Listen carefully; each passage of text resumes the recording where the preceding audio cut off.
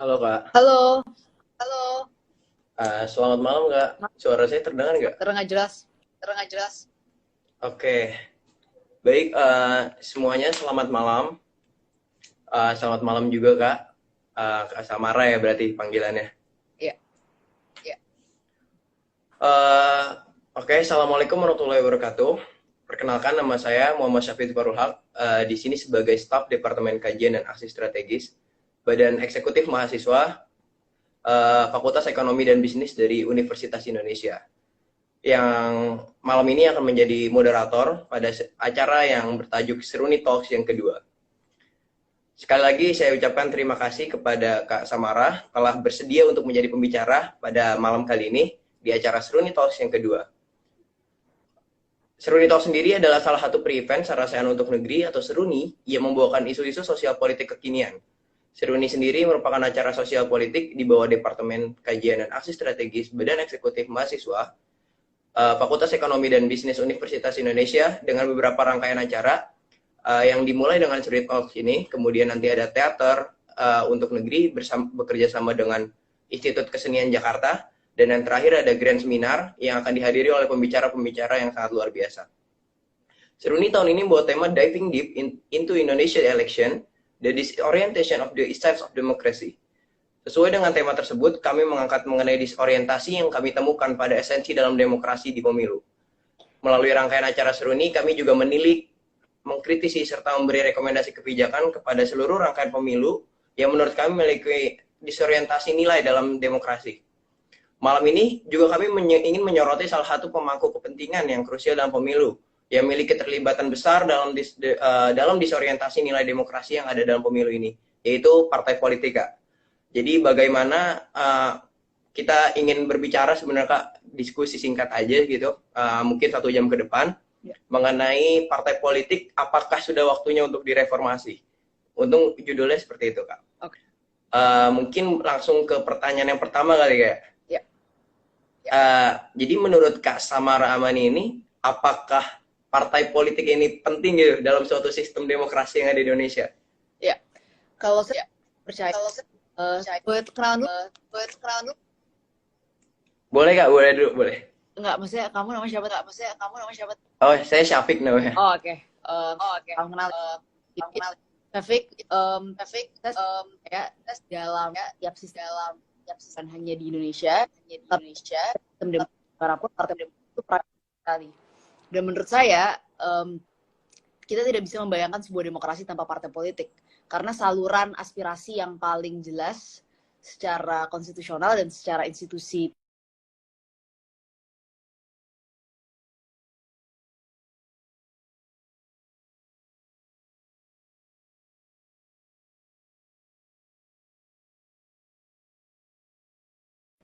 Jadi kita bisa tahu, mereka misalnya partai itu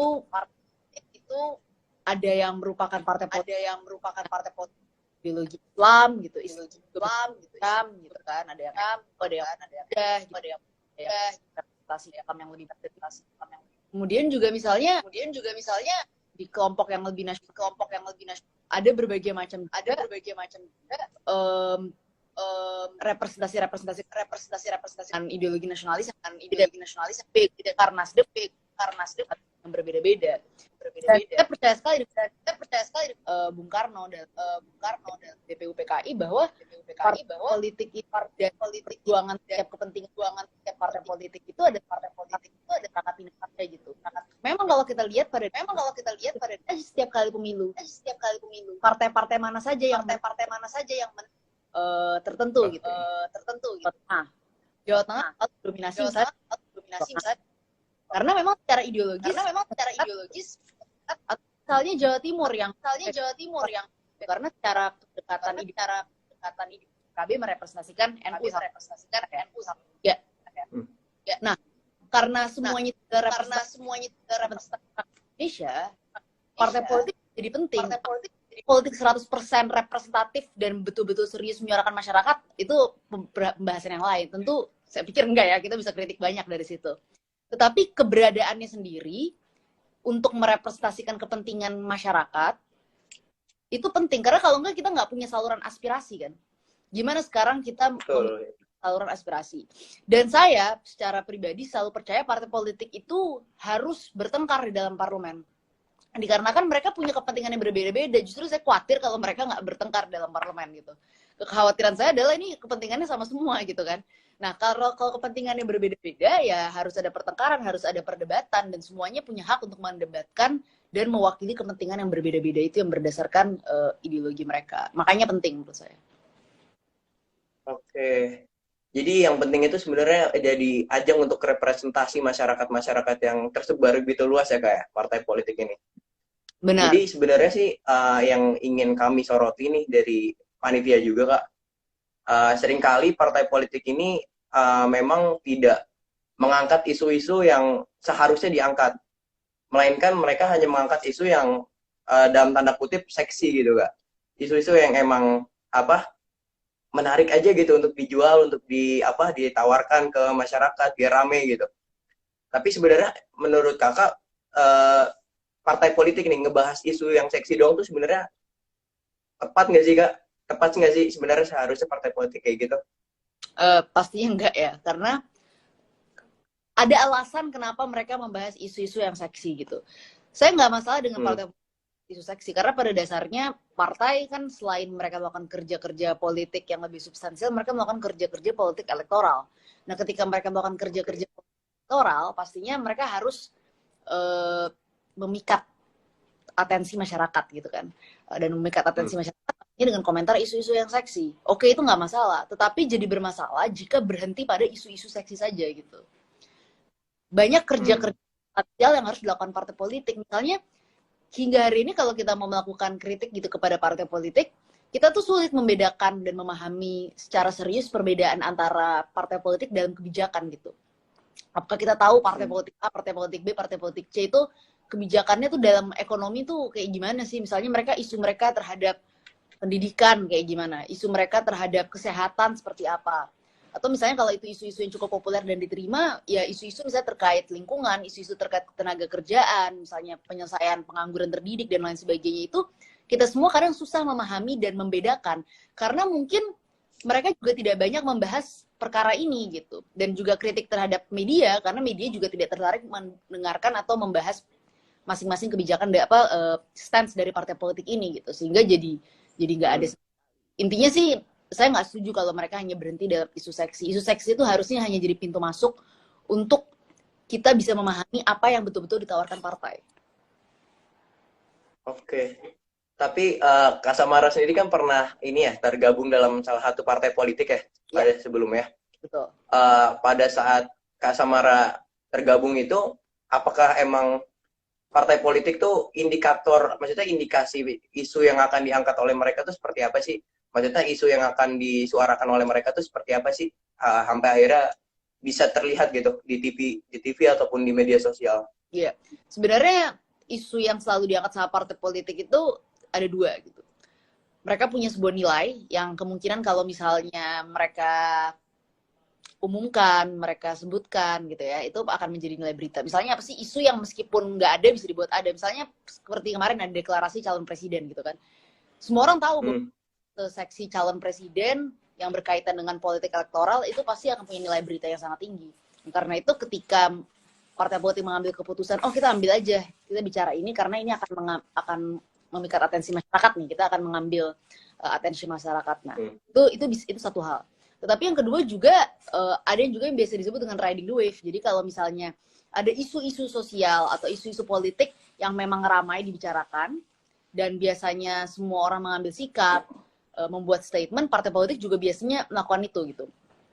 Membuat statement supaya posisinya jelas dan juga mendapatkan dukungan gitu. Biasanya semuanya selalu berbasis pada dua hal itu. Kalau misalnya berkaitan dengan Oke, jadi selama isu itu ada nilai dan emang bisa ngebuat si partai emang lagi boom, itu bakal diangkat gitu kayak oleh partai politiknya secara langsung. Betul, saya kira itu bukan hanya terjadi di partai yang saya tempati dulu, tapi juga hampir di semua partai politik. Karena lagi-lagi memang masalah kita dengan partai politik itu memang logika elektoral kita memang lebih kuat dibanding logika kerja politik yang substantif. Dan itu sulit untuk untuk kita mengubah itu butuh waktu panjang untuk kita mengubah itu, karena pada dasarnya kita pemilu setiap 5 tahun sekali. Jadi nggak mungkin partai politik bisa keluar logika elektoralnya kecuali mereka bisa berpikir panjang dan menganggap bahwa kerja-kerja politik yang substantif ini nanti akan berbuah juga loh secara elektoral. Ini menarik sih Kak, dari statement Kakak yang terakhir tadi, bahwa pikiran elektoral mereka itu sebenarnya lebih tinggi dibanding pikiran kerja politiknya ya Kak ya. Betul. Jadi sebenarnya seharusnya seperti apa sih Kak? Apakah seharusnya emang iklim kerja politiknya yang lebih dominan dibanding elektoralnya, atau emang sebaliknya? Yang ideal itu seperti apa menurut Kakak? Menurut saya sih sebenarnya yang ideal adalah kerja politik yang baik, karena gini, banyak tapi ini saya juga lihat ada beberapa partai politik yang melakukan ini ya. Saya nggak mau sebutin, tapi ada lah partai politik yang melakukan ini. Kerja-kerja politiknya mereka yang justru membuat mereka berbuah secara elektoral. Karena begini, kalau kita hanya berbasis pada isu ya, berbasis pada isu, menganggap bahwa isu-isu yang kita katakan itu akan berbuah secara elektoral, betul, itu bisa berbuah secara elektoral. Tetapi berapa lama itu bertahan? Biasanya tanpa kerja politik yang substantif di akar rumput, kerja elektoral berbasis isu itu sifatnya temporer dan hanya jangka pendek. Mungkin nggak hanya sebulan 2 bulan, bisa jadi sepanjang pemilu. Berhasil mungkin bisa dalam 1 kali pemilu. Sama juga dengan misalnya bukan hanya isu, ketokohan. Ketokohan yang misalnya tidak dibarengi dengan kerja-kerja politik yang substantif, itu banyak. Ada partai politik yang pemilu sebelumnya 30%, pemilu selanjutnya turun jadi 7%. Kenapa? Ya karena mereka hanya membasiskan diri pada ketokohan. Jadi kalau terjadi sesuatu pada tokoh itu, ya partai politiknya juga ikut kacau gitu kan. Nah, tetapi yang benar, yang serius, yang bisa membuat partai politik itu betul-betul bertahan lama dan punya basis yang kuat dan juga berbuah secara elektoral, ya mereka harus melakukan 2 hal. Pertama, mereka harus punya standing ideologi dan kebijakan yang jelas, sehingga publiknya tahu apa yang mereka dapatkan ketika memilih. Yang kedua, ya mereka melakukan kerja-kerja akar rumput yang bagus gitu. Mereka punya kader-kader yang mumpuni di daerah, mereka melakukan edukasi politik di daerah gitu ya, punya kemampuan untuk menjalankan mesin partainya ketika pemilu maupun tidak dalam pemilu, dan melakukan edukasi politik yang jelas. Nah, ini partai-partai yang melakukan itu adalah partai-partai yang biasanya secara basis kuat dan lebih tahan lama. Oke, baik. Jadi kalau misalnya dari statement Kakak, saya menangkap bahwa sebenarnya kinerja politik seharusnya diutamakan, bukan justru ketokohan ya yang diutamakan. Benar, memang Jadi aku nggak bohong, Syafiq ya. Kita ya aku nggak mau kita juga berbohong. Memang ketokohan tuh penting banget dalam, ya, benar kan? Itu semua kata. Untuk kita sulit untuk kita membayangkan sebuah partai politik tanpa mengingat siapa nama ketua umumnya misalnya.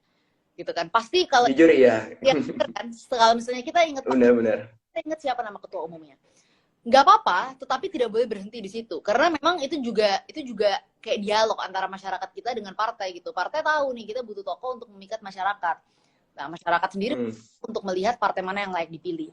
Tetapi masalahnya jangan sampai berhenti kepada ketokohan, karena lagi-lagi kan kalau tokohnya itu hancur, partainya juga bisa ikut hancur. Tapi yang menarik, saya menyoroti gini sih Kak, seharusnya kan partai politik ini sebagai tadi ya, ajang untuk menunjukkan kinerja ya. Jadi membuat iklim kompetisi untuk membuat kinerja pemerintah gitu kan menjadi lebih baik gitu. Bisa menyeluruh untuk seluruh rakyat untuk seluruh masyarakat Indonesia kan. Nah, itu untuk mencapai titik ideal itu saat ini kira-kira gimana Kak? Kan tadi kan Kakak bilang juga kalau mau ke titik itu sebenarnya masih lama gitu kan. Ya. Masih lama lah, masih panjang prosesnya. Nah, sebenarnya langkah paling awal yang seharusnya dilakukan oleh partai politik itu apa? Agar bisa menuju ke situ gitu. Sebenarnya ya, kalau kita melihat partai politik itu bukan sebagai, kalau kita melihat mereka adalah sebagai sosok yang sebagai institusi yang idealis, tentunya ya alasannya ya mereka harusnya mau melakukan itu semua, karena itu juga lebih baik untuk kebaikan partai mereka dan juga ya untuk kebaikan kita sebagai negara kan. Tetapi kita kalau mau jujur dari hati yang paling dalam, kita harus lihat partai politik ini sebagai makhluk-makhluk yang pragmatis, benar kan? Nah, kalau kita melihat mereka sebagai yang pragmatis, sebenarnya melakukan kerja politik yang substantif, yang jelas kebijakannya, itu juga sebenarnya seharusnya menguntungkan mereka secara pragmatis gitu. Karena lagi-lagi mereka nggak harus melakukan kerja yang berat setiap pemilu, karena mereka melakukan kerja berat itu sepanjang jalan. Jadi bukan kerja berat sepanjang jalan, jadi menyicil kerja-kerja secara akar rumput itu gitu. Mungkin mulai dari tahun-tahun 2020 gitu mereka sudah membangun posko-posko kayak memperbaiki mungkin dari segi bantuan sosial, melakukan edukasi politik, kaderisasi yang jelas, sekolah politik dan lain sebagainya supaya nanti begitu pemilu mereka sudah siap. Tapi banyak juga dari partai politik yang biasanya tuh kayak gerudak-geruduk menjelang pemilu gitu. Nah itu kan juga karena publik juga jadi nggak tahu selama ini track record kinerja mereka apa kalau mereka melakukan itu. Oke. Mungkin sebenarnya ada lagi yang ingin saya tanyakan, Kak. Lanjut dulu aja ya ke pertanyaan saya berikutnya nih, rasa penasaran. Jadi kan kita tahu kalau misalnya nggak ada parpol yang bisa menaungi semua kepentingan, itu manusiawi kan. Kita nggak bisa memenuhi semua keinginan orang. Tapi setidaknya kita seharusnya parpol ini bisa mendekati 100% itu, alias mendekati berusaha untuk bisa menjadi ideal kan. Bisa menaungi semua kepentingan. Kira-kira sekarang ini udah ada belum sih Kak parpol yang bisa mendekati itu tuh? Mendekati, menaungi semua kepentingan rakyat? Pastinya sih belum ada ya. Karena berat gitu. Kenapa saya bilang pastinya belum ada? Karena menaungi semua kepentingan rakyat itu mustahil dalam partai. Dikarenakan partai itu harus fokus terhadap basis. Jadi ini misalnya saya kasih contoh PDIP, PSI, terus kemudian PKB, P3. Tidak mungkin misalnya PKB, P3 bisa menaungi kepentingan misalnya kaum urban sebagaimana mereka punya kemampuan menaungi kaum rural. Karena pada dasarnya partai mereka itu adalah partai yang basisnya santri gitu. Nah, terkadang kepentingan rural dan urban itu bisa jadi bertentangan. Nah, dalam situasi di mana kepentingan itu bertentangan, mereka harus mengingat lagi esensi keberadaan partai mereka memang untuk merepresentasikan si kaum santri tersebut. Dan juga secara elektoral lagi, kalau mereka tidak membela kepentingan misalnya santri misalnya, ya mereka akan kehilangan basis suara mereka. Jadi pastinya akan sulit untuk mewakili semua kepentingan gitu. Jadi fokus ke misalnya kaum santri. Sama juga misalnya PDIP, PSI ya, atau yang mirip-mirip lagi siapa tuh? Ya PDIP dan PSI lebih mirip lah.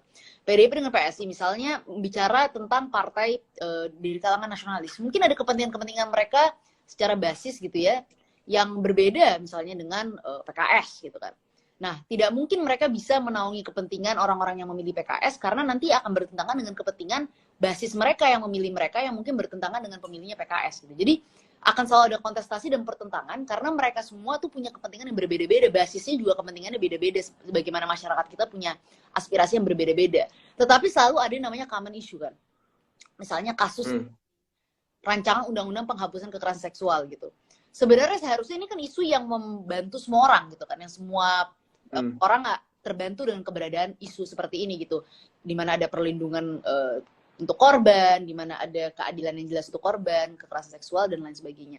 Nah, ini sebenarnya isu-isu yang mereka semua harusnya bisa bersatu dan mendukung. Tetapi lagi-lagi mereka punya kepentingan yang berbeda. Misalnya PKS nggak setuju karena pemilih PKS dan kelompok mereka menganggap bahwa ini, wah ini bahaya, nanti akan membuka ruang untuk zina dan lain sebagainya. Tapi ada partai-partai juga yang setuju. Tapi intinya hampir mustahil menganggap bahwa partai-partai ini bisa punya kepentingan rakyat yang sama ya, kecuali kepentingan politik. Kalau kepentingan politik sih bisa aja tiba-tiba sama kan, ada negosiasi dan lain sebagainya. Tapi untuk kepentingan rakyat yang sama secara ideologis tuh nggak mungkin menurut aku sih. Nggak. Okay. Baik, kalau yang saya tangkap tadi kayaknya nggak mungkin lah kalau misalnya ada parpol. Berarti dia bukan parpol ya Kak? Harusnya kan parpol itu representasi ya. Betul. Kalau representasi pasti ada bertentangan dengan orang yang merepresentasikan hal lain dari dia. Iya, benar. Jadi ini memunculkan pertanyaan lagi sih Kak di otak saya gitu. Kalau gitu sebenarnya sebanyak apa sih idealnya partai yang ada gitu untuk merepresentasikan Indonesia yang sebegitu luasnya? Karena saya rasa nggak semua golongan terwakilkan dengan partai politik yang sekarang ya. Kalau emang patokannya partai politik yang tadinya tujuannya untuk representasi rakyat gitu. Iya. Merepresentasikan suara rakyat. Kira-kira sebanyak apa Kak seharusnya partai politik yang ada di Indonesia ini? Kalau aku tuh selalu percaya ya, kita tuh tidak boleh mensimplifikasi, tetapi ya cara pengambil kebijakan kita, politisi kita, bahkan Mahkamah Konstitusi sendiri yang menginterpretasikan undang-undang itu, cara berpikir itu beda gitu. Jadi mereka menganggap bahwa partai itu harus disimplifikasi supaya nggak terlalu ribet lah pengambilan keputusan di dalam DPR. Tetapi intinya kalau aku selalu percaya bahwa peraturan atau prosedur pembuatan partai politik itu, pendirian partai politik itu harus dipermudah, bukan dipersulit. Karena lagi-lagi banyak banget orang-orang yang memang membutuhkan representasi gitu. Misalnya mungkin ada kelompok-kelompok agama, misalnya kaum Konghucu atau misalnya Kristiani dan lain sebagainya, yang dulu kan kalau nggak salah punya partai juga ya, tapi itu partainya bubar gitu segala. Atau mungkin ada, sekarang aku lihat juga ada partai baru, partai hijau yang baru saja berdiri, yang sekarang kepentingannya 100% fokus terhadap kepentingan lingkungan gitu. Nah ini kan sebenarnya ada orang-orang yang bukan hanya berdiri secara partai politik untuk menaungi semua. Kebanyakan partai-partai kita ini itu adalah partai-partai yang untuk menaungi semua gitu. Oh nggak apa-apa, yuk rame-rame kita di sini, ntar ada faksi-faksi dalam partai gitu. Nah sebenarnya lebih bagus tuh kalau kita punya variasi partai-partai itu, sehingga publik juga bisa lihat pemenangnya tuh nggak itu aja, bisa ada pergantian, bisa ada dinamika di antara partai-partai itu. Tetapi ya itu sulit terjadi karena masalahnya bukan kepada ketidakinginan orang untuk mendirikan partai, tapi pendirian partai politik di Indonesia, prosesnya sampai, bukan hanya pendiriannya, tapi untuk sampai ke pemilu, proses verifikasinya itu sangat sulit gitu. Jadi membuat banyak orang akhirnya, aduh udahlah kita buat faksi-faksi aja dalam partai. Tapi yang menarik di sini kalau misalnya ternyata si partai politik ini dimudahin syaratnya, apakah memungkinkan untuk terjadi ya kayak gerakan separatis gitu? Misalnya di Maluku dia rakyatnya berhimpun untuk membuat suatu partai, terus ya terjadi gerakan separatis di sana. Kira-kira gimana Kak pendapat Kakak kalau misalnya gitu? Tentu bisa diatur dari undang-undang juga kan. Biasanya kan walaupun dipermudah proses pendiriannya, toh juga bisa dilihat dari segi kayak apa dasar pendirian partai ini. Misalnya kita kan juga punya dasar-dasar apa saja yang partai nggak boleh kan. Nggak mungkin misalnya kita mendukung pendirian partai politik yang misalnya dasar ideologinya, oh kita mau mengganti Pancasila gitu kan. Kan jadi bermasalah gitu. Atau dasar ideologinya, ya intinya kita nggak mungkin mendukung partai-partai politik yang punya dasar ideologi misalnya fasisme misalnya kan. Nggak mungkin kita membiarkan partai-partai seperti itu berdiri. Tetapi selama partai-partai itu dasar ideologinya adalah dasar ideologi yang basisnya isu, basisnya kepentingan masyarakat gitu kan, yang representatif lah, misalnya secara ideologi nasionalis, secara ideologi Islam, secara ideologi apa Kristiani dan atau basis isu seperti lingkungan dan lain sebagainya, nggak ada masalah gitu. Nah itu sendiri bisa difilter gitu kan. Tetapi intinya untuk melawan gerakan-gerakan dan partai-partai politik seperti itu, selalu ada cara untuk melawannya dengan diskursus juga gitu. Kita bisa melakukannya dengan filter secara undang-undang, tapi juga bisa melawannya secara diskursus dan memberikan proposal kinerja yang lebih baik dari orang-orang yang mau melakukan separatisme. Oke. Tapi ini sih Kak, kalau misalnya ternyata si partai politik ini merepresentasikan agama, itu hal yang tepat nggak menurut Kakak? Kayak misalnya ada berapa, 6 agama di Indonesia itu direpresentasiin dengan satu partai masing-masing. Nah, itu gimana Kak menurut Kakak? Jadi kalau aku percaya bahwa partai politik itu tuh harusnya isinya tuh nasionalis gitu kan, partai politik yang fokusnya terhadap nasionalisme, jangan berbasis agama dan sebagainya. Tapi apa yang saya omongin tuh bias banget. Kenapa? Karena itu yang saya percaya gitu. Tetapi kalau kita mau jujur dari segi melihat negara ya, saya misalnya mencoba untuk jadi orang yang lebih rasional gitu. Kalau kita menjadi orang yang lebih rasional dan kita kembali lagi kepada apa yang Bung Karno katakan di dalam sidang BPUPKI dan juga di dalam pidato beliau gitu ya, ketika bicara soal pendirian negara kita, adalah Bung Karno tuh pernah ngomong, biarkan semua partai itu bertarung gitu. Ada Masyumi, ada misalnya PSI Syahrir gitu dan lain sebagainya. Biarin semuanya bertarung di dalam satu parlemen ini dan memperjuangkan kepentingan masing-masing. Jadi intinya negara kita membuka ruang parlemen untuk menjadi kontestasi antara ide dan kepentingan masing-masing. Dan ide itu kan bukan hanya berbasis pada kebijakan dan lain sebagainya, tapi juga berbasis pada agama gitu kan. Misalnya ide-ide yang didapatkan oleh PKB, P3, PKS, itu basisnya bukan hanya sekedar berbasis kebijakan gitu. Dan bukan berarti mereka orang-orang yang tidak nasionalis ya, tapi mereka juga punya kepentingan agama yang mereka representasikan gitu kan. Sangat beda juga dengan misalnya PDI Perjuangan, PSI, atau misalnya Nasdem, Golkar, yang mereka juga punya kepentingan yang berbeda lagi dalam memperjuangkan kepentingan nasionalisme mereka gitu. Nah, Karena itu menurut saya justru sehat kalau misalnya partai politik itu merepresentasikan berbagai macam agama. Kenapa sehat? Karena di situ kita akan menemukan kompromi. Mana terbaik untuk seluruh agama yang ada gitu. Memang akan ada perdebatan, yang satu nanti mau memperjuangkan kepentingan Islam, yang satu mau memperjuangkan kepentingan Kristiani. Mungkin akan ada yang sama, nggak semuanya berbeda kok. Kita semua kan pasti akan selalu bisa menemukan titik temu, kan nggak, kita bukan orang yang mau jontok-jontokan karena beda agama. Tetapi dari situ mungkin dengan ada perdebatan-perdebatan baik antar agama, baik antar ideologi, kita bisa menemukan titik kompromi yang membuat semua orang merasa nyaman tinggal di Indonesia ini gitu. Karena ada representasi dalam sana. Oke. Jadi sebenarnya ide kayak yang harus dijual partai politik tuh ide, ya kan? Jadi oke, saya setuju dari sini sih setuju kalau emang sebenarnya merepresentasikan agama di politik selama ada ide yang dibawa untuk pemerintahan, untuk negara, itu fine gitu ya. Itu hal yang biasa, yang boleh aja sebenarnya.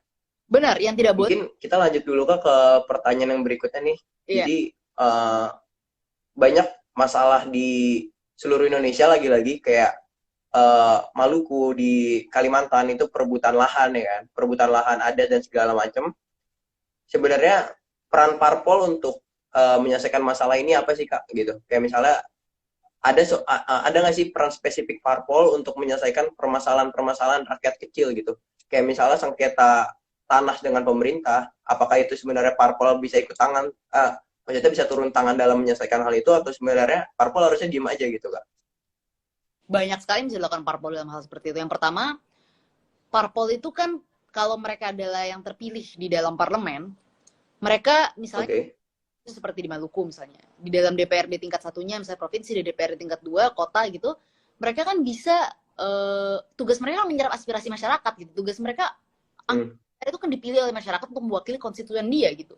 Nah di situ konstituennya siapa, yang punya masalah siapa, mereka bisa menyampaikan secara jelas melalui institusi yang legitimate gitu kan, DPRD, kepada gubernur dan kepada wali kotanya untuk menyelesaikan masalah itu. Itu yang pertama, kalau di dalam level bawah.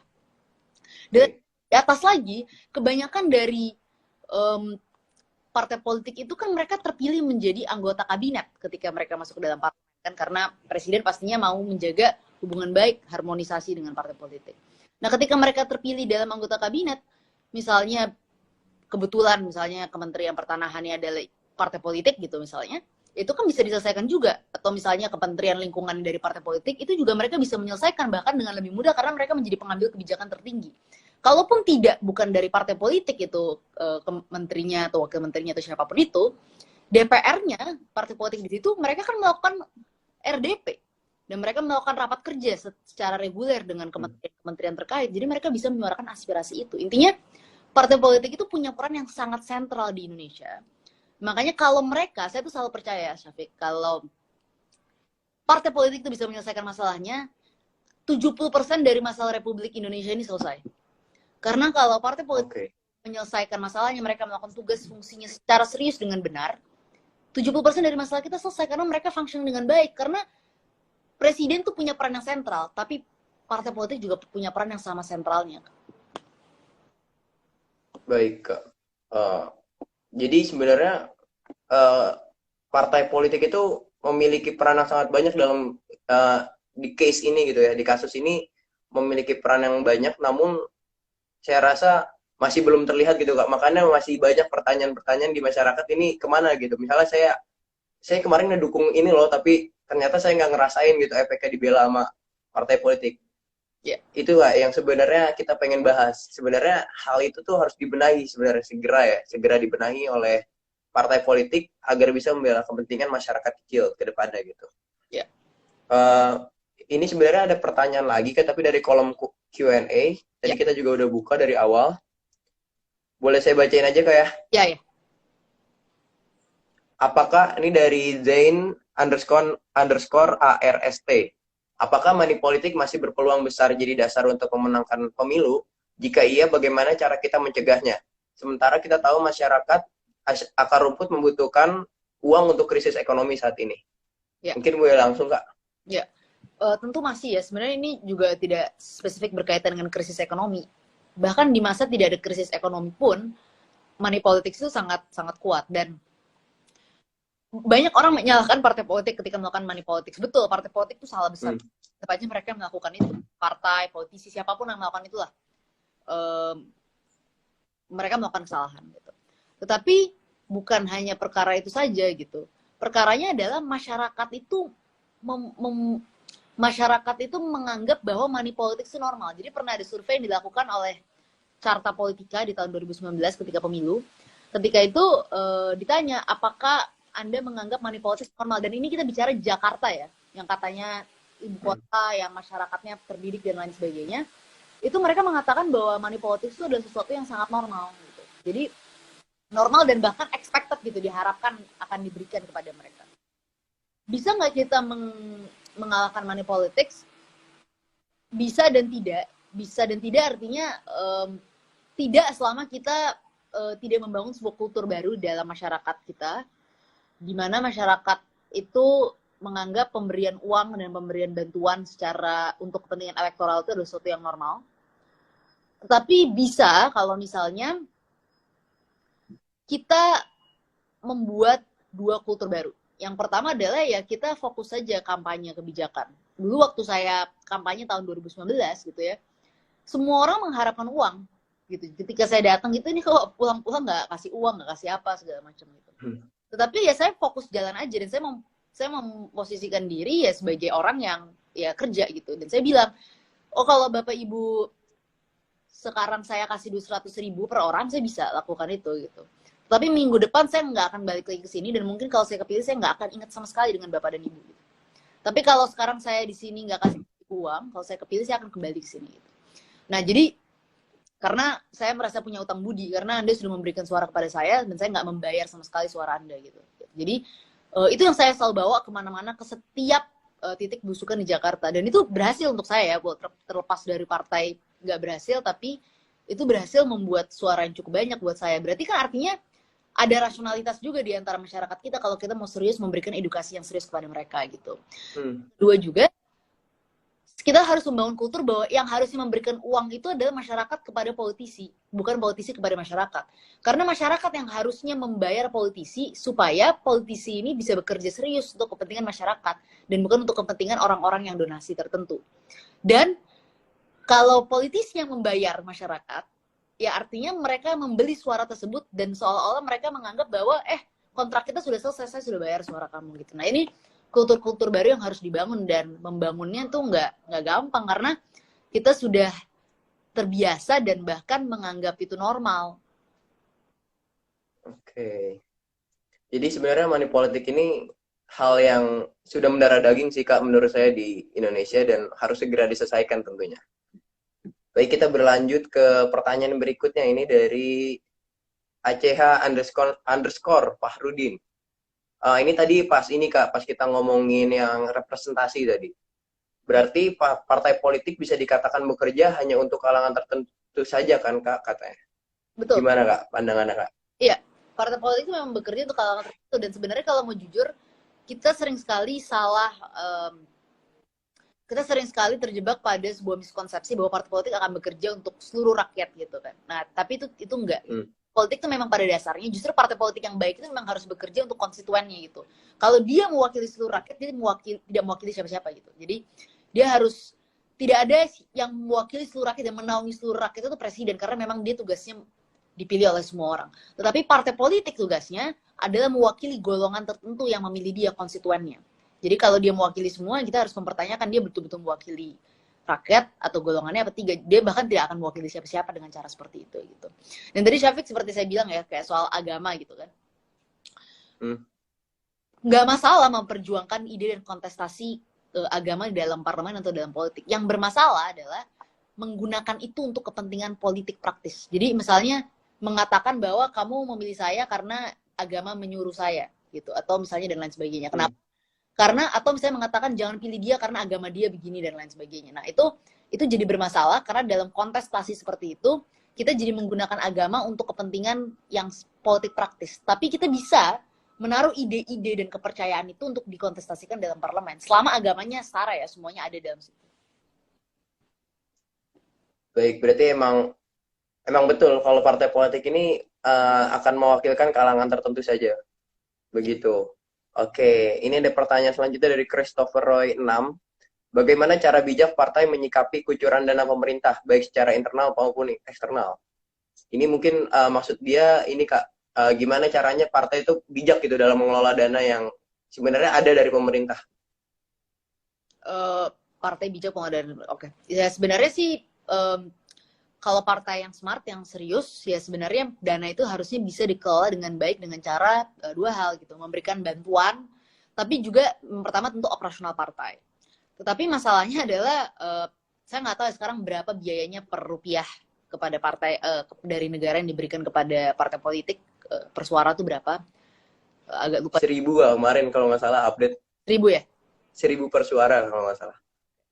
Nah, biasanya uang yang diberikan dari pemerintah kepada partai ini rata-rata habis untuk misalnya membantu operasional partai gitu. Dan bahkan kadang-kadang untuk operasional juga karena kan ada banyak perwakilan-perwakilan gitu. Misalnya pun habis untuk operasional partai. Nah, persoalannya adalah kebanyakan ini nanti pengelolaan itu juga tidak akan pernah jatuh untuk misalnya pembiayaan kampanye atau misalnya pembiayaan kampanye ke kader-kader tertentu gitu kan, karena kan nggak semua kader itu ada orang yang privilege yang memiliki banyak biaya untuk membiayai diri mereka kampanye, jadi harusnya sebenarnya bisa turun sedikit ke mereka, atau misalnya melakukan pengelolaan untuk misalnya sekolah partai politik kaderisasi yang baik gitu. Nah kadang-kadang biaya yang ada itu kebanyakan hanya habis setengah-setengah secara operasional gitu. Nah pengelolaan yang baik sih sebenarnya ya fokus kepada satu hal aja. Misalnya kalau misalnya biayanya nggak besar-besar banget, ya fokusnya pada operasional aja. Dan duit-duit yang lain ini kita cari dari fundraising. Karena saya tuh percaya, Syafiq ya, nggak bisa partai politik itu membiayai dirinya sendiri kalau hanya dapat duit dari negara. Karena duit dari negara itu sebenarnya nggak besar-besar banget untuk skala partai politik kalau kita mau jujur. Yang mereka butuhkan, biaya politik kita mahal. Mahal bukan untuk masalah money politicsnya, masalah kampanye aja. Misalnya saya kasih contoh ya, satu caleg ketika mereka kampanye itu kan mereka harus ngapain, cetak spanduk, karena kalau nggak cetak spanduk itu susah dikenal. Itu masih salah satu cara paling efektif untuk mengenal caleg. Harus cetak spanduk, harus cetak kaos untuk relawan-relawannya, paling nggak harus ngasih biaya transport relawannya melakukan door to door campaign. Kalau misalnya ngundang warga pasti paling nggak kan ngasih makanan dan lain sebagainya. Nah, ini kan biaya-biaya yang mahal yang nggak mungkin bisa di cover oleh duit operasional, nggak mungkin bisa di cover dari duit negara kepada partai politik. Makanya harus ada fundraising, harus ada dibuat kultur masyarakat nyumbang ke partai politik. Tanpa itu, kemungkinan partai politik terjebak dalam praktik-praktik korupsi atau praktik-praktik yang bahkan mengopresi kadernya sendiri, kayak memotong gaji anggota DPR 50% gitu, atau memotong gaji anggota DPR 30%, itu akan terus berlanjut.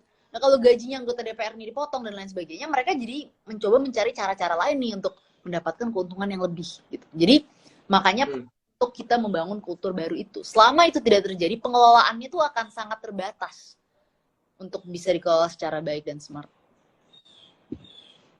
Baik, sebenarnya itu udah kultur Kak, jadi kayak susah aja diubahnya ya kayaknya. Kalau permasalahan itu. Oke. Ini ada lagi pertanyaan dari ini nggak, Malinda Rahel. Kalau misalnya parpol diubah bertujuan untuk menyelesaikan suatu masalah spesifik dan masa hidup yang diperpendek, menurut kakak ini akan lebih efisien atau efektif nggak kak?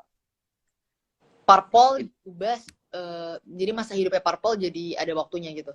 Jadi spesifik gitu, nyesain apa? Misalnya partai A buat nyesain HAM gitu, partai B buat nyesain apa? Itu menarik dicoba, tapi bukan kepada parpol, tapi kepada anggota DPR.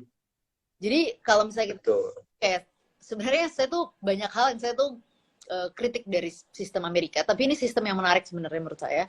Karena kalau partai sendiri, kalau dia berbasis seperti itu, nanti tidak ada kontinuitas, nanti nggak bisa membangun sebuah ide, nggak bisa membangun infrastruktur, dan akhirnya nanti setiap kali pemilu jadi bingung karena infrastrukturnya nggak siap gitu. Jadi bayangin aja membangun infrastruktur yang sangat mahal untuk waktu tertentu. Jadi kayaknya nggak make sense kalau partai dibuat ada jangka waktunya. Tapi anggota DPR bisa, misalnya seperti ini. Di Amerika itu sistemnya kan ada Senat dan House of Representative ya, jadi kayak anggota DPR dan DPD gitu kan. DPD-nya, senatornya, itu dipilih setiap 6 tahun sekali.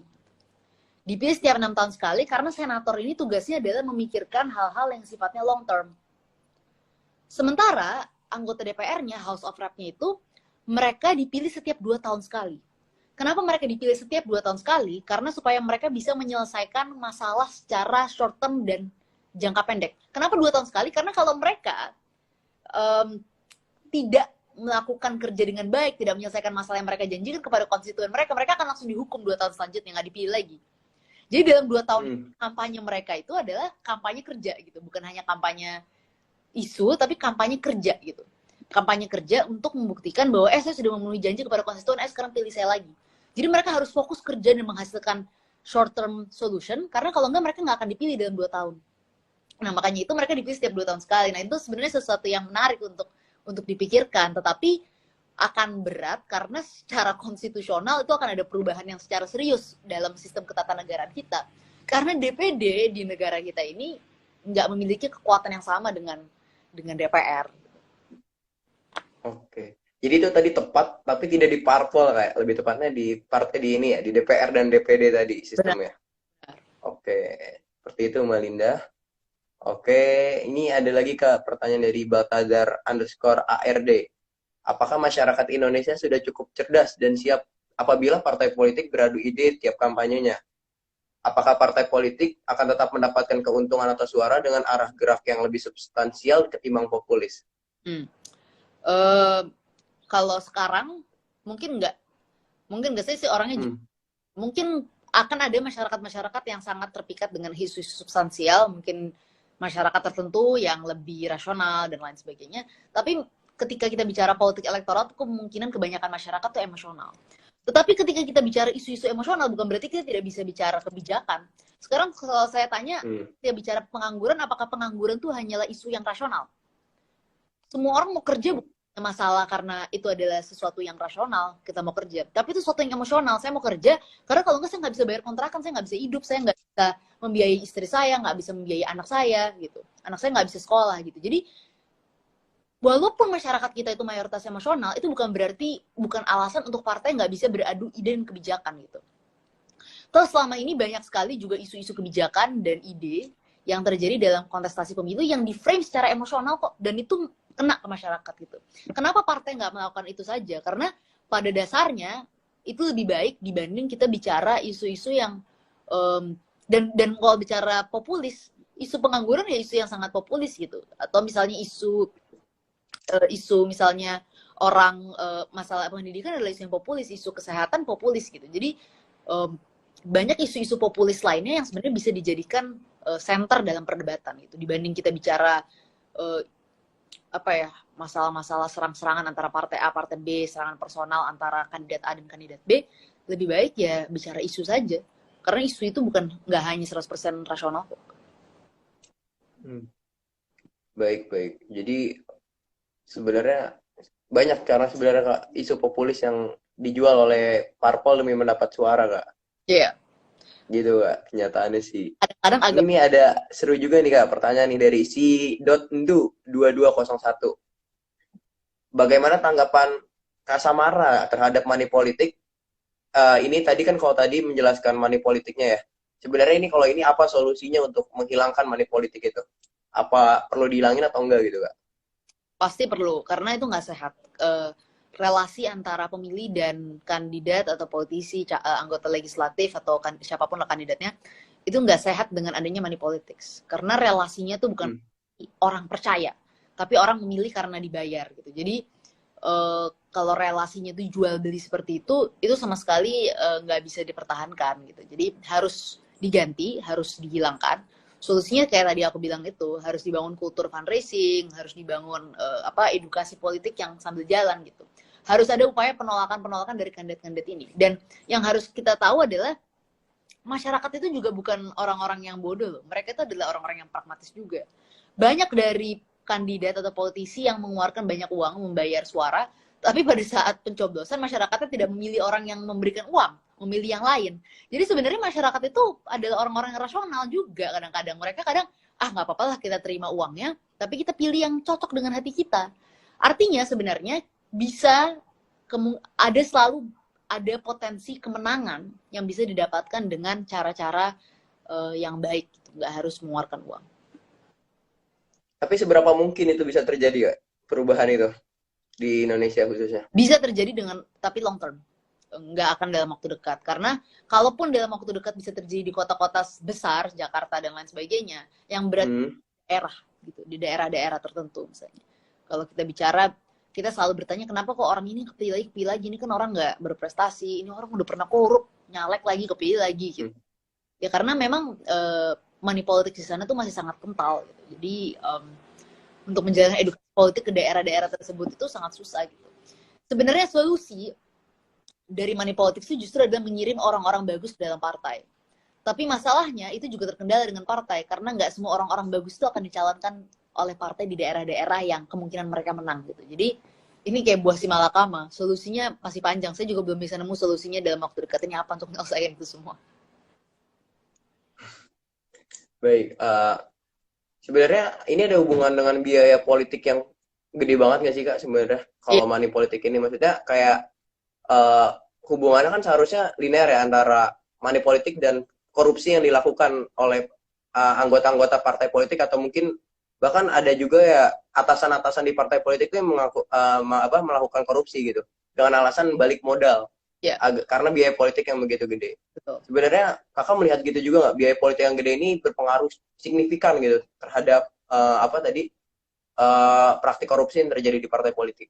Iya, iya, tentu iya, sangat signifikan, sangat berkaitan, karena logikanya seperti logika bisnis. Saya udah investasi segini, saya pengen balik modal gitu. Jadi dan money politics itu bukan hanya memperburuk relasi antara pemilih dengan kandidat, tapi juga memang mendorong kandidat untuk melakukan korupsi. Tetapi itu bukan hanya perkara money politicsnya, itu juga perkara biaya politik kita yang mahal terlepas dari keberadaan money politics gitu. Jadi tapi ini juga nggak bisa gampang diselesaikan, karena persoalannya juga di masyarakat kita itu susah menerima. Misalnya nih, kalau saya besok kampanye, ya saya kampanye besok pakai Instagram aja kayak gini, tiap hari saya live.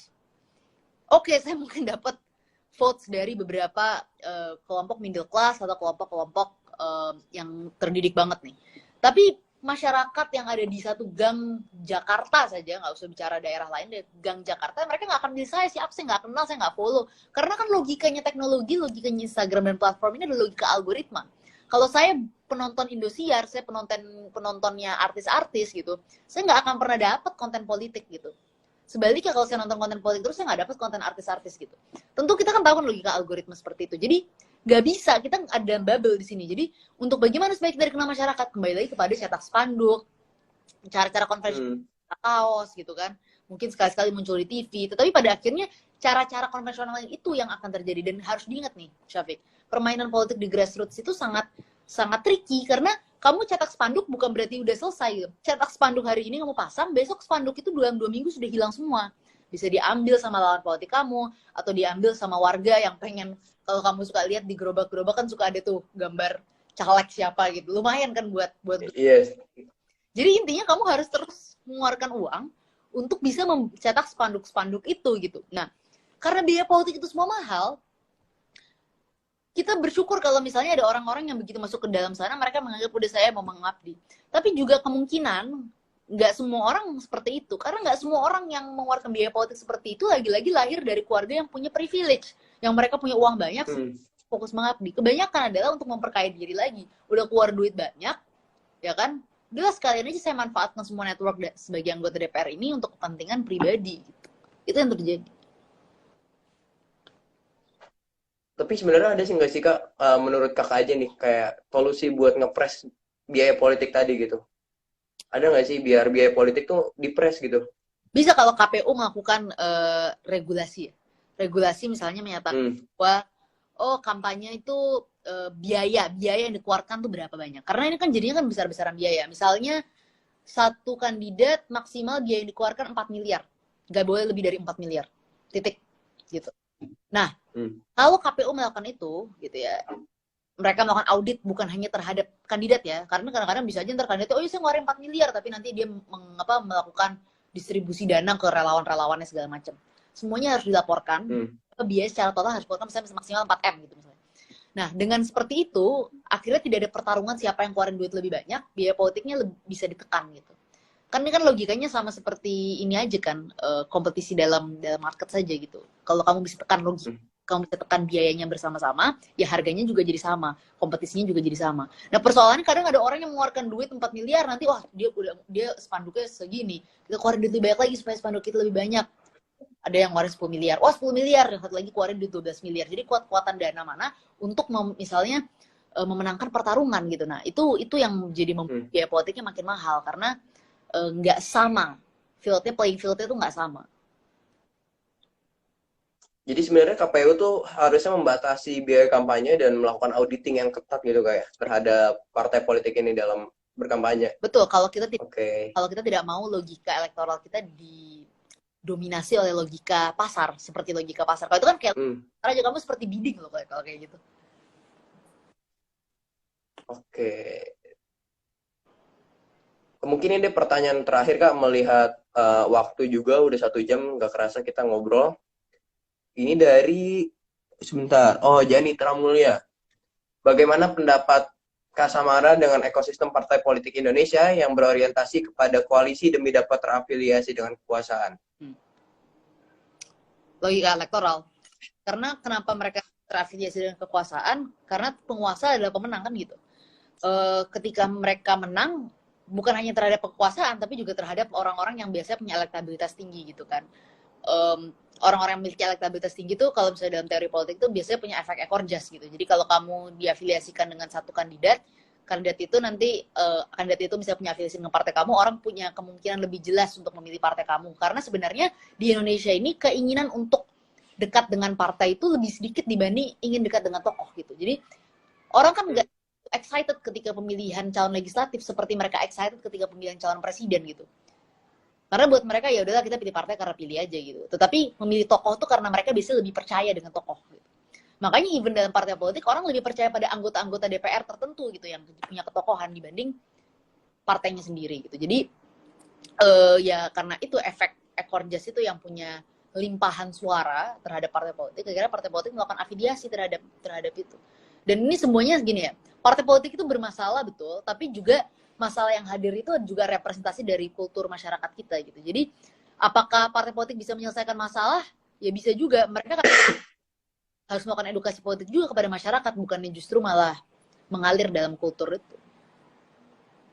Tapi memangnya yang bertanggung jawab untuk mengedukasi itu partai politik ya Kak, untuk ke masyarakat itu? Mengedukasi hal-hal semacam itu. Semua punya peran kan. Akademisi punya peran gitu kan, universitas punya peran, partai politik punya peran. Tapi ya partai itu punya peran yang sangat penting karena saya sekarang kalau punya pertanyaan ya, selain NU gitu, selain NU atau Muhammadiyah, organisasi mana yang punya infrastruktur selengkap partai politik? Nggak ada. Coba kamu bisa bayangin ada sebuah organisasi yang dia memiliki akar sampai di kecamatan, di kelurahan tuh sampai di tingkat ranting di RT RW itu punya. Itu hanya partai politik yang punya. Jadi dengan infrastruktur sedetail dan sekuat itu, partai politik harusnya bisa menjalankan edukasi politik yang baik gitu. Makanya ketika mereka mau angkat tangan, itu kultur masyarakat kita susah menjalankan edukasi politik loh. Memang edukasi politik susah, tapi kalian punya infrastruktur terbaik di negeri ini untuk bisa menjalankan itu semua. Oke. Baik, mungkin itu aja Kak semuanya. Tadi pertanyaan udah dibacain satu-satu dari kita juga, dari teman-teman penonton juga yang cukup banyak ini, lumayan. Paling terakhir kami ngucapin terima kasih Kak untuk hadir dalam dan bersedia menjadi pembicara pada hari ini. Kami berharap pembahasan ini bisa membantu masyarakat, bisa mengedukasi masyarakat dalam memahami isu tentang kepercayaan mereka tentang partai politik yang masih dipertanyakan gitu oleh masyarakat luas. Ya. Mungkin itu saja Kak. Sekian dari saya. Assalamualaikum warahmatullahi wabarakatuh. Waalaikumsalam. Terima kasih Kak.